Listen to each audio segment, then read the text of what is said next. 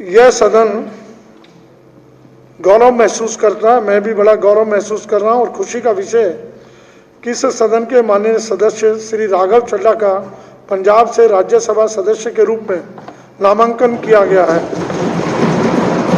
अत्यधिक प्रतिभाशाली,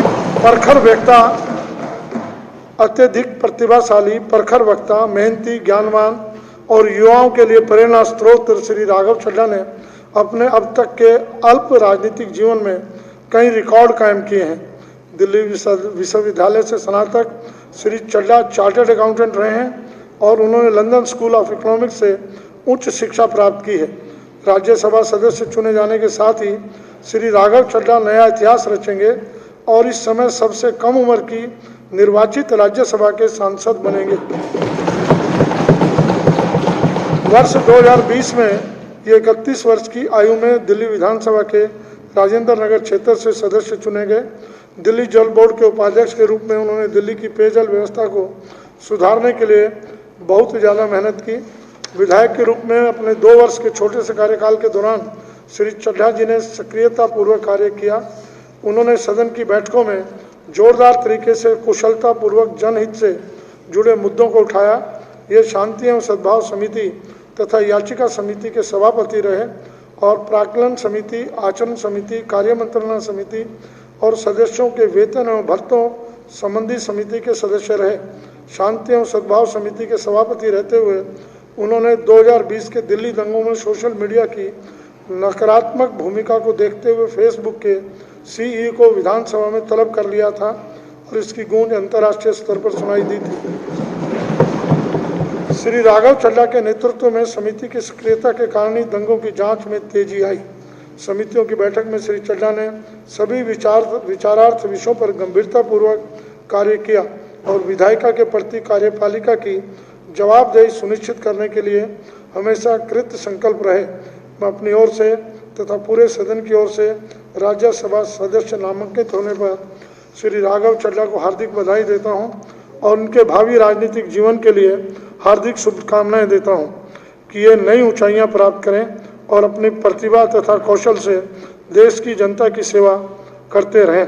श्री राघव चड्ढा ने मुझे बताया कि वे आज सदन की सदस्यता से त्यागपत्र देंगे। दिल्ली विधानसभा में उनकी कमी हमेशा खलती रहेगी और मैं श्री राघव चड्ढा जी से अनुरोध करूंगा कि वे अपने विचार रखें। हाँ, अभी दे देंगे भाई साहब, दे देंगे। आपसे लूंगा बधाई। बहुत बहुत शुक्रिया अध्यक्ष महोदय कि आज आपने मुझे बोलने का मौका दिया। मैं ये नहीं कहूँगा कि आखिरी बार मौका दिया, लेकिन इस सदन के इस कार्यकाल जो हमारा 5 इयर्स का टेन्योर है, इसमें आपने अवश्य मुझे आखिरी बार बात रखने का मौका दिया। करीब करीब 2-2.25 साल पहले अरविंद केजरीवाल जी ने इन युवा कंधों पे एक जिम्मेदारी डाली थी इलेक्शन लड़ने की। मैंने अपनी विधानसभा में, राजेंद्र नगर विधानसभा में, हर गली, हर मोहल्ले, हर कूचे, हर जगह जाकर वहाँ पे लोगों से वोट लिया और उनका आशीर्वाद प्राप्त किया। और करीब करीब 2-2.25 साल में मुझे बताते हुए खुशी है कि केजरीवाल सरकार ने और मैंने बतौर विधायक अपने क्षेत्र में बहुत काम किए। सड़क से लेकर पानी तक, सीवर की लाइन डालने से लेकर बुजुर्गों की पेंशन तक, जितना संभव था, जितना मैं कर सकता था, जितनी मेहनत मैं इस शरीर से कर सकता था, मैंने करने की पूरी कोशिश करी। और मुझे बताते हुए खुशी है कि चाहे वो कोरोना महामारी के दौरान राजेंद्र नगर विधानसभा की हेल्पलाइन हो या फिर पानी की लाइन पहुंचाने तक का काम हो, ऐसे काम केजरीवाल सरकार ने इस विधानसभा में करके दिखाए कि हमारे विधानसभा के सभी नागरिक, सभी मतदाता, सभी बड़े बुजुर्ग आज अरविंद केजरीवाल जी, आम आदमी पार्टी के शुक्रगुजार हैं। और मैं आज इस विधानसभा से अपने क्षेत्र के लोगों को ये आश्वासन देना चाहता हूँ, आश्वस्त करना चाहता हूँ कि सदन जरूर बदलेगा लेकिन सेवा चलती रहेगी, संघर्ष चलता रहेगा। और मैं सदैव जो मान सम्मान मेरे क्षेत्र के लोगों ने अपने इस बच्चे पे, अपने इस बेटे के कंधों पे, छोटे भाई के कंधों पे डाला था, उस मान सम्मान जो मुझ पे बख्शा था, उसकी कद्र मैं सदैव करूंगा और कभी भी उनकी सेवा, उनके काम से पीछे नहीं हटूंगा। बड़े बुजुर्गों ने अध्यक्ष जी सिखाया है कि जो शख्स या जो लोग आपका उस समय साथ देते हैं जिस समय आपको मदद की आवश्यकता होती है, उनका साथ कभी नहीं छोड़ना चाहिए, चाहे मर जाओ चाहे मिट जाओ। तो मैं आज इस सदन के माध्यम से अपनी विधानसभा के, राजेंद्र नगर विधानसभा के लोगों का, सभी कार्यकर्ताओं का शुक्रिया अदा भी करता हूं और ये कहता हूं कि ये बच्चा आपका, ये छोटा भाई आपका सदैव आपकी सेवा में लगा रहेगा। जैसा कि मैंने कहा, सदन जरूर बदलेगा लेकिन सेवा नहीं बदलेगी, संघर्ष नहीं बदलेगा। इसी के साथ साथ आपका बहुत बहुत धन्यवाद अध्यक्ष जी कि आपने मेरे बारे में कुछ लाइनें पढ़कर मुझे इतना सम्मानित किया। मेरे नेता अरविंद केजरीवाल जी ने एक बड़ी जिम्मेदारी इन युवा कंधों पे डाली है। ये सिर्फ आम आदमी पार्टी में ही हो सकता है कि साधारण घरों के बच्चे, ordinary middle class house hold से आने वाले लड़के लड़कियों को इतना मान सम्मान और इतनी बड़ी जिम्मेदारी मिलती है। यहाँ बैठे आम आदमी पार्टी के जितने एमएलएज हैं, हम में से किसी के परिवार में ना आज से पहले कोई राजनीति में था, ना शायद आज के बाद कोई राजनीति में होगा। ये आम आदमी पार्टी और अरविंद केजरीवाल जी का ही मॉडल है जिसमें केवल और केवल आपकी समर्पण और देशभक्ति की जो लगन है उसको सम्मान मिलता है, उसको रिवॉर्ड मिलता है। मैं अपने नेता अरविंद केजरीवाल जी का बहुत बहुत शुक्रिया अदा करता हूं कि उन्होंने इतना मान सम्मान मुझे बख्शा और इतनी बड़ी जिम्मेदारी दी। इसी के साथ साथ बस मैं अंत में इतना कहूँगा कि केजरीवाल स्कूल ऑफ पॉलिटिक्स के हम सब स्टूडेंट हैं, तो एक क्लास से दूसरी क्लास में मेरा प्रमोशन हो गया है। जैसे स्ट्रीम चुनते हैं हम कि कॉमर्स में जाना है कि मैथ्स में जाना है कि साइंस में जाना है, तो एक स्ट्रीम दूसरी अरविंद जी ने मेरे लिए चुनी है। लेकिन मैं सदैव अध्यक्ष जी इस हाउस को मिस करूंगा, आप सबको मिस करूंगा और आप लोग मुझे ऐसे ही बुलाते रहिए, आप सबके बीच आता रहूंगा और सेवा का मौका देते रहिए। बहुत बहुत शुक्रिया। जय हिंद, जय भारत, इनकलाब जिंदाबाद। आदरणीय अध्यक्ष जी,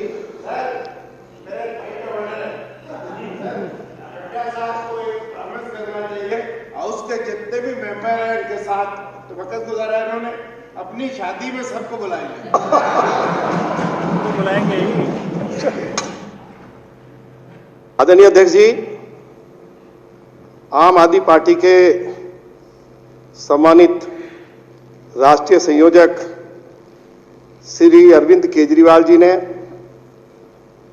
इस सदन के युवा नेता श्री राघव चड्ढा जी को राज्यसभा के लिए नामित किया है।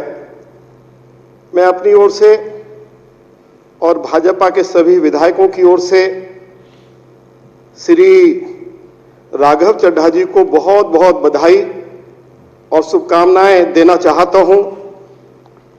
आदरणीय अध्यक्ष जी, हम राघव जी को बहुत मिस करेंगे। मैं इतना ही कहना चाहता हूं, ये बहुत शानदार हाउस है, हो सके तो इस हाउस में फिर लौट के आना। बहुत बहुत बधाई। क्या मतलब नहीं, तारीफ थी रही थी, था क्या ये? आदरणीय मनीष जी। धन्यवाद अध्यक्ष महोदय जी।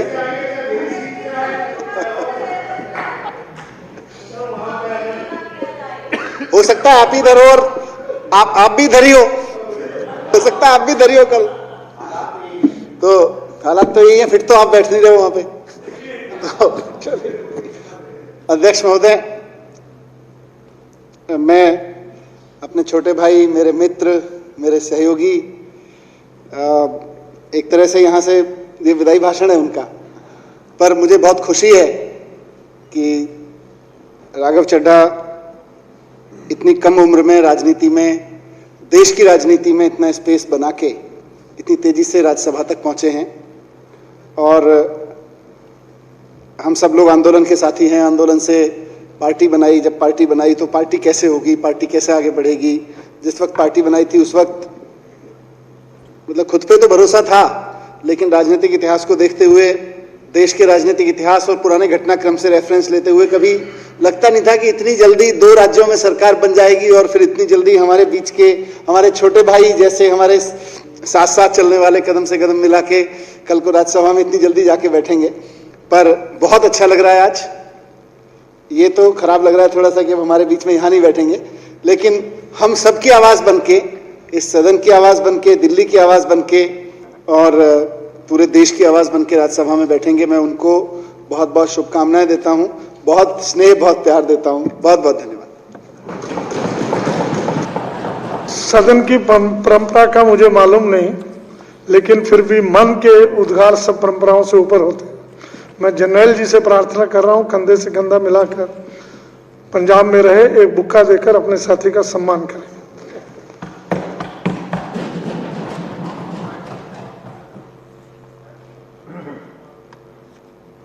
नहीं, शॉल श्रीमान दिलीप पांडे जी, उनसे प्रार्थना कर रहा हूं छोटे भाई को एक शॉल पहनाकर आशीर्वाद दें।